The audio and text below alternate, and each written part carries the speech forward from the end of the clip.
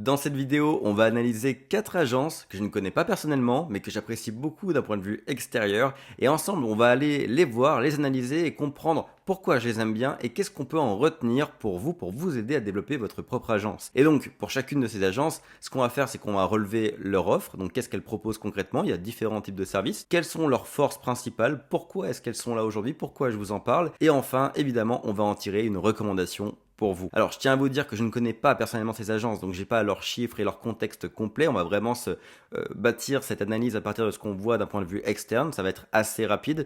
Mais si vous aimez ce concept, si vous aimez ce format de vidéo, notez que depuis 2019, depuis 6 ans maintenant, j'ai accompagné plus de 3000 agences dans leur lancement et dans leur scaling. Donc, je pourrais faire ce genre de vidéo aussi avec des agences que j'ai pu accompagner et qui me donneront leur autorisation de partager des chiffres et un contexte. On pourrait faire le même type de format, mais avec des agences où on peut vraiment creuser plus dans le détail. Si ça vous chauffe, dites-le moi en commentaire. Et sur ce, alors l'intro a été longue, mais maintenant c'est bon, on va aller sur l'ordi et on va aller voir ces 4 agences. Alors on va commencer avec une agence dont j'ai déjà souvent parlé, puis une personne dont j'ai déjà souvent parlé. C'est l'agence SEO sans migraine, dont la fondatrice est Amandine Barthes. Alors je parle souvent d'elle, pourquoi? Parce que selon moi, elle a réussi à faire 2 masterclass avec cette agence. Alors, il y a plein de choses qu'elle fait bien et mon but ça va pas être de décortiquer dans chaque millimètre chacune des agences aujourd'hui, c'est juste d'en retirer quelques pépites concrètement pour que vous puissiez garder l'idée et pourquoi pas l'implémenter chez vous. Pour moi, il y a 2 choses qu'elle a fait avec brio. Déjà, la première chose qui est vraiment pas facile, c'est qu'elle a transformé une audience en une bonne agence. Parce que aujourd'hui, si vous ne la connaissez pas, Amandine Barthes, c'est quelqu'un qui crée du contenu sur LinkedIn, qui a presque 115 000 abonnés sur LinkedIn,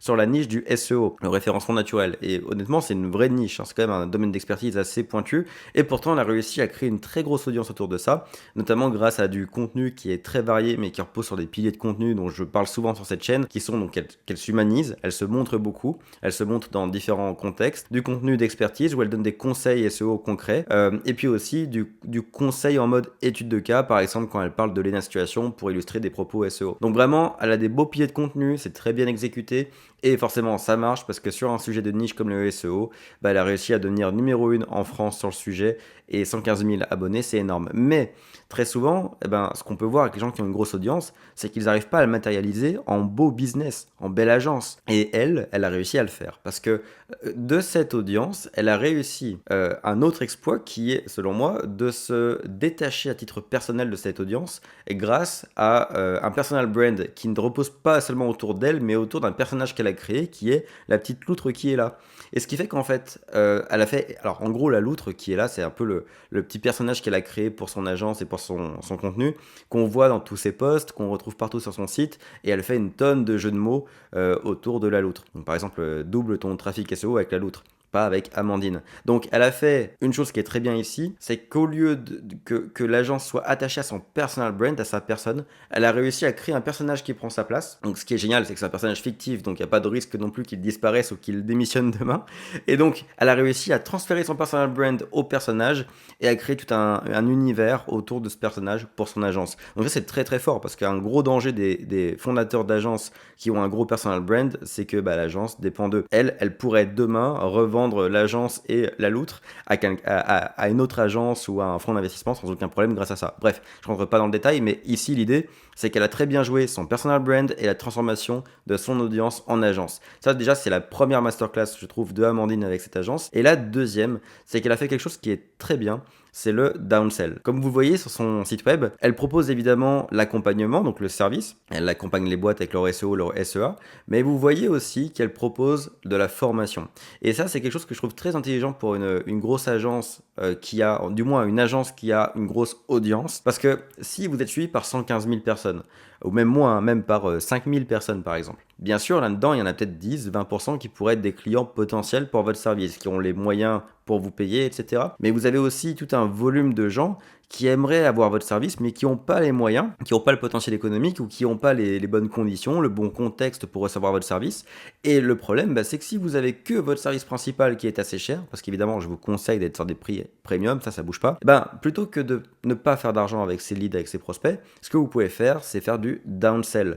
C'est que quand vous êtes face à un prospect, S'il vous dit non, ton offre de service, j'aimerais l'avoir, j'aimerais ce résultat, mais j'ai pas les moyens, ben, on va lui proposer une offre qui est alternative, qui est idéalement moins chère et qui va être moins coûteuse pour vous aussi, évidemment, pour garder une rentabilité et qui du coup vous permet de faire de l'argent même avec la masse. Donc ici, dans son cas par exemple, je sais pas combien elle vend son SEO, mais imaginons que ce soit 2000 € par mois et qu'elle est face à elle quelqu'un qui a une boîte qui démarre, qui n'a pas 2000 € par mois à mettre là-dedans, mais qui aimerait faire du SEO, elle va lui proposer sa formation qui est, je sais pas, hein, peut-être à 500 €, 1000 €, peu importe, mais elle va lui proposer sa formation, ce qui fait que la personne pourra simplement le faire par elle-même et avoir le résultat sans avoir à investir dans SEO sans migraine dans l'agence. Et puis généralement, ce qui est génial, c'est que cette formation qui à la base est un downsell peut permettre plus tard un upsell qui retourne à nouveau vers le service. Donc bref, pour moi, alors il y a plein de choses qu'elle fait très bien et je vous invite à aller voir ce qu'elle fait sur LinkedIn et sur son site, mais il y a ces deux points-là que je trouve vraiment excellents. L'aspect downsell avec la formation et la transformation de l'audience en agence. Et ça, c'est bravo. Alors la deuxième agence dont je vais vous parler, en fait, je la connaissais pas du tout. Alors je sais même pas qui l'a fondée. Je suis tombé dessus par quelqu'un avec qui je travaille de temps en temps et qui m'en a parlé. Et donc j'ai découvert Mignamea. Alors encore une fois, je sais même pas à qui ça appartient cette boîte, donc bravo à toi si tu tombes sur cette vidéo, bravo à toi. Alors c'est une agence qui crée des miniatures YouTube. Alors là c'est très simple, cette agence ne fait que ça, elle ne fait que créer des miniatures YouTube. Alors là le point fort que j'ai envie de mettre en avant ici, et ce qu'on peut retirer déjà directement comme recommandation, c'est la force de la simplicité. En fait à chaque fois, je le répète et je pense que je le dis dans plein de vidéos, mais honnêtement le meilleur truc pour se lancer et atteindre rapidement les 5, 10, 15, 20 000 par mois, ou même pour scale et atteindre les 50, les 100 000 par mois, c'est le minimalisme. Il n'y a rien de tel que d'avoir une offre et une boîte qui est minimaliste, sur laquelle on a très peu de choses sur lesquelles travailler pour avancer le plus vite possible. Et là, on est sur une masterclass de minimalisme. C'est une boîte qui fait qu'une seule chose, créer des miniatures YouTube. Elle le fait pour 59 €. Voilà, déjà ça c'est dit. Et comme tout est dit, donc la promesse elle est claire, doublez votre CTR. Donc, alors ce qui est génial, c'est qu'elle dit doublez votre CTR, mais en fait le CTR c'est le nombre de gens qui cliquent sur votre vidéo après avoir vu la miniature. Et ça c'est un terme qui est connu par ceux qui font des vidéos. Donc si vous y retrouvez pas dans ces propositions de valeur, si vous comprenez pas la proposition de valeur, bah c'est peut-être que vous n'êtes pas leur cible. Et c'est génial parce que la plupart des gens qui ne voient pas encore d'intérêt à apprendre ce que c'est un CTR ne voient pas encore d'intérêt à mettre 60 balles pour une miniature. Donc encore une fois, leur proposition de valeur, elle est peut-être pas claire pour tout le monde, mais elle est super intelligente parce qu'elle qualifie, elle cible immédiatement le prospect idéal et elle est claire. Vous doublez votre CTR grâce à des miniatures captivantes pour seulement 59 €. Donc il y a une promesse intéressante sur le prix, il y a une promesse claire sur le bénéfice et on comprend immédiatement ce qu'ils font. Donc vraiment, en termes de proposition de valeur, je trouve que c'est une masterclass. Et en dessous de la proposition de valeur, il y a la dernière question qu'on aurait pu se poser qui est en combien de temps est-ce qu'on est livré, et c'est en 48 heures, en moins de 48 heures. Donc on sait ce qu'ils vendent, on sait le bénéfice qu'ils apportent, on sait combien ça coûte et on sait en combien de temps c'est livré. Donc en fait, tout est résumé dans cette petite partie, ce qui fait qu'ils peuvent concentrer tout le reste de leur site web et de leur communication sur pourquoi vous devez nous faire confiance, sur les tiers de confiance, sur les facteurs de réassurance. Et du coup, c'est ce qu'on voit partout. On voit des réalisations qui circulent à droite ici de la proposition de valeur. On voit tous les créateurs qui leur ont fait confiance, qui leur ont commandé des miniatures qui sont diffusées ici, avec à chaque fois le nombre d'abonnés et le nombre de vidéos. On voit des réalisations qui circulent. Quand on descend, on voit leur process de création et pourquoi les choisir eux plutôt que de bosser avec des freelances. Et encore des témoignages de clients, bref. Ce qui est fou, c'est qu'en fait, comme leur proposition de valeur, elle est ultra simple et ultra concise, et bien ils peuvent se concentrer sur pourquoi est-ce que vous devez travailler avec nous. Donc la masterclass ici pour cette agence, c'est la capacité à ne pas partir dans plein de services différents, mais à se contenter d'un seul service ultra restreint, et j'y reviendrai après. Et la deuxième masterclass de cette agence, c'est leur capacité à mettre en avant un max de facteurs de réassurance grâce au fait que tout le reste est excessivement simple. En fait, ils peuvent se concentrer juste sur une seule chose, c'est pourquoi vous devez nous faire confiance. Ici, un truc qui paraît simple, mais dont on voit pas la complexité. C'est-à-dire que là, je vous dis toujours que c'est super que ce soit simple, ils ont réussi à se nicher, etc. Vous allez me dire, oui, bon, c'est bien, ils ont juste décidé de vendre des miniatures. Mais en fait, non, ce qu'il faut comprendre, c'est que la personne qui est derrière ça, je la connais pas, mais probablement qu'elle a lancé ça parce qu'elle avait des compétences de graphisme, des compétences visuelles, et qu'elle s'est dit, tiens, je pourrais faire plusieurs choses, et là-dedans, je pourrais faire des miniatures YouTube.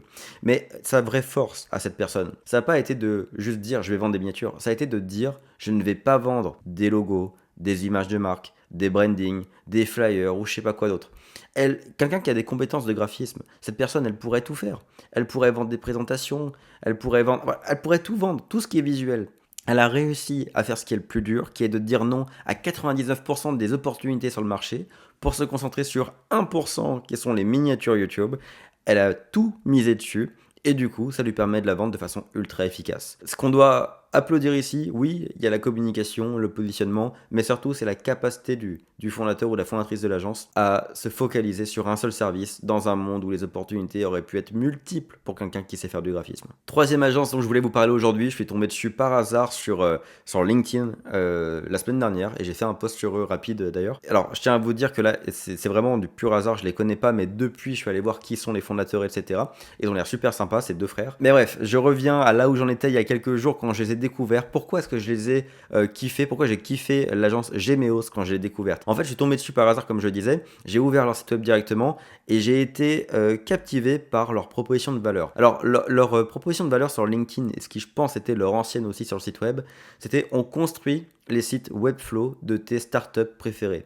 Et en fait, ce que j'avais adoré, c'était que, encore une fois, en une phrase, on comprend à qui ils s'adressent, donc les startups, et on comprend immédiatement ce qu'ils vendent parce que directement, on construit les sites Webflow. Donc c'est génial de lire une phrase et de savoir exactement ce qu'ils font, comment ils le font et pour qui ils le font. Et en plus, avec les petits ajouts ici en bas, branding, design, intégration, SEO, on comprend aussi le détail de leur offre et qu'ils proposent, au-delà de créer le site Webflow, ça inclut plein de choses. Donc vraiment, ça, j'ai trouvé ça ultra intéressant. Et surtout, là où tout le monde se bat sur du rationnel, ils ont rajouté une petite catchline en haut qui est vous allez aimer votre site, c'est garanti.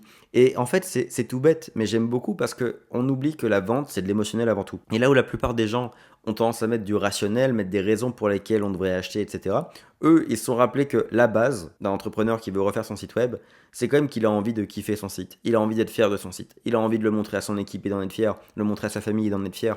Bref, il a envie d'être fier de son site. Donc eux, ils l'auront rappelé ici. On vous garantit que vous allez aimer votre propre site web.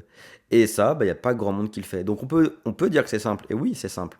Mais c'est assez unique. Il y a très peu de gens qui arrivent à construire des propositions de valeur aussi clean que celle-ci. Et là, ça nous amène à un deuxième point qui est intéressant ici, c'est que les deux frères qui ont fait Gemeos, ils n'ont qu'une seule offre. Ils vendent uniquement des sites web Webflow. Et ça, forcément, ça facilite la proposition de valeur. Parce que quand vous vendez 3, 4, 5 services différents, c'est très compliqué d'avoir une proposition de valeur qui est claire comme ça, en disant exactement voici ce qu'on fait, pour qui on le fait et ce qu'on génère. Eux, ils ont pu le faire parce qu'ils ont réussi, eux aussi, à dire non à plein d'opportunités et à se focaliser. Donc c'est vraiment déjà un pattern qu'on peut retrouver dans la vidéo, c'est que à chaque fois, les agences que je kiffe, que je vous montre, c'est des agences qui ont réussi à se nicher sur un métier. Elles le font très bien, elles le montrent très bien. Et ça, je pense que c'est vraiment une clé pour se vendre facilement. D'ailleurs, en parlant de vendre des sites web, si jamais tu veux de l'aide pour vendre des sites web, si tu vends des sites web ou de la publicité en ligne ou du SEO ou autre et que tu veux de l'aide pour trouver des clients, je t'ai préparé un pack prospection qui est ci-dessous en description et qui est complètement gratuit. C'est un pack dans lequel je t'ai mis une liste de 100 niches à fort potentiel pour vendre des sites web et autres services.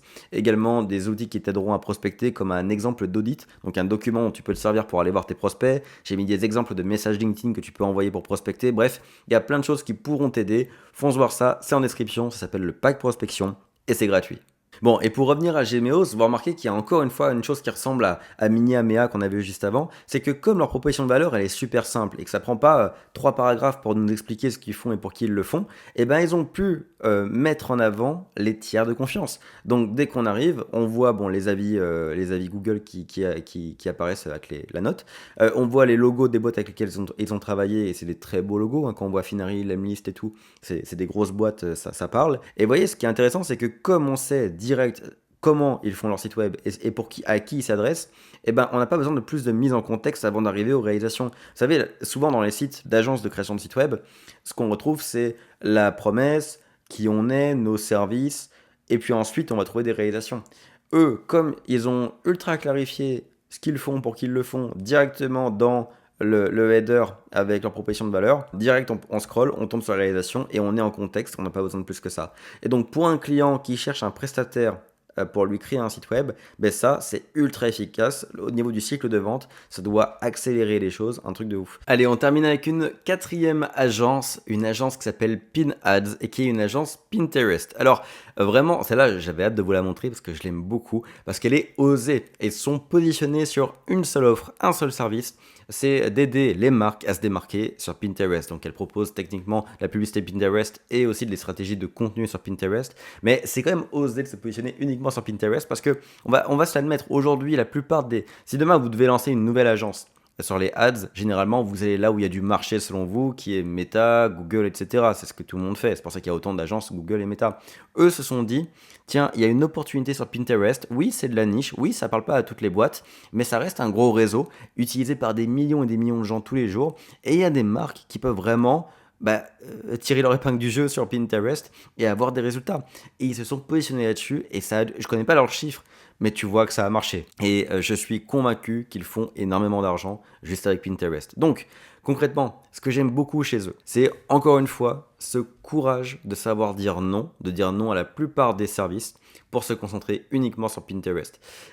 Et franchement, ça marche bien. Parce que, alors, honnêtement, moi, je suis pas un utilisateur Pinterest. J'ai dû y aller 3 fois pour me faire des vision boards et ce genre de choses. Mais en regardant leur site web, juste en lisant la homepage de leur site, même moi, j'avais envie de faire de la publicité dessus. C'est-à-dire que c'est incroyable. T'as vraiment l'impression que Pinterest, c'est un gros levier de croissance. Il t'explique pourquoi, comment ça fonctionne, les chiffres de Pinterest, à qui ça s'adresse, quel type de marques peuvent utiliser Pinterest. Vraiment, ils le vendent très très bien. Donc, grâce au fait qu'ils sont ultra focus sur une offre simple comme Pinterest, qu'ils ont un seul réseau, ça leur permet de vraiment vendre ce réseau. Et donc, en 2-3 scrolls, vous comprenez complètement l'opportunité de marché qui s'offre à vous.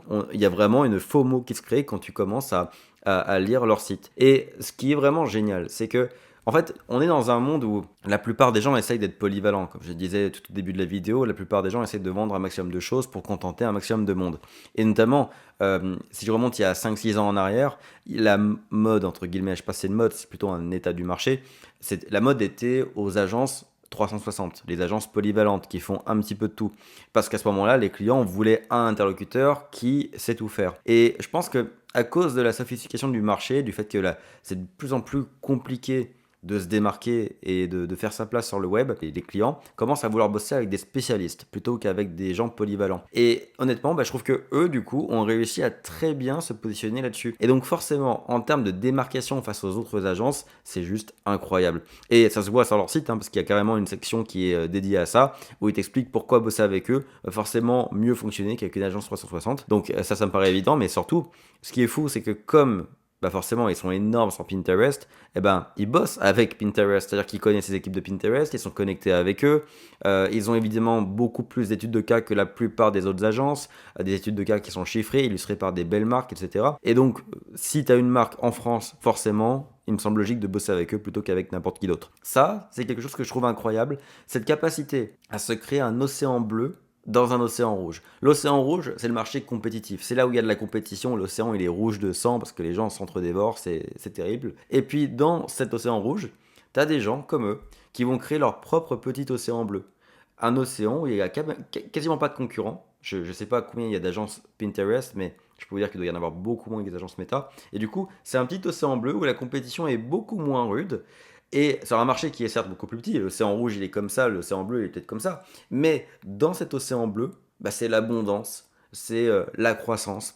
Et encore une fois, je ne connais pas leurs chiffres, mais je suis convaincu qu'ils tournent très bien grâce à ce positionnement. Bon, je ne vais pas épiloguer davantage, je pense que vous avez parfaitement compris ce que j'aime chez ces 4 agences. J'espère que vous partagez cette idée et qu'on est aligné. J'espère que vous avez aimé cette première vidéo de ce format. Dites-moi ce que vous en pensez en commentaire. Vraiment, là, vous voyez, j'ai juste rebondi à ce qu'on voit en ligne. Je vous ai parlé d'agences dans leur globalité, j'ai surtout parlé de leur offre, mais il y a plein de choses qu'on pourrait analyser, leur façon de communiquer, comment elles trouvent leurs clients, ce qu'elles ont mis dans leur site web, ce qu'elles ont mis dans leurs réseaux sociaux. On pourrait analyser plein de choses, et si j'ai la chance en plus de connecter avec les fondateurs et fondatrices de ces agences, on pourrait même creuser leurs chiffres, etc. s'ils veulent le partager. Donc bref, tout ça pour dire que je pense qu'il y a énormément de choses qu'on pourrait creuser dans d'autres vidéos. Donc si ça vous a plu, et si ça vous chauffe que je fasse plus de vidéos comme ça, et sur différents angles, dites-le moi en commentaire. Si je fais d'autres vidéos, ce ne sera pas encore pour vous dire regardez cette agence elle est cool parce qu'elle est simple. Non, je vais changer les angles. Là, l'angle principal de cette vidéo c'était la simplicité de la proposition de valeur, mais ça ne sera pas forcément le cas pour les futures vidéos. Donc si ça vous chauffe, dites-le moi. Et avant de se laisser, récupérez bien votre pack prospection en description, ce que vous voyez apparaître à l'écran justement. Donc c'est le pack qui vous aidera à prospecter et vendre vos propres services. Et sur ce, je vous dis à très bientôt pour une prochaine vidéo.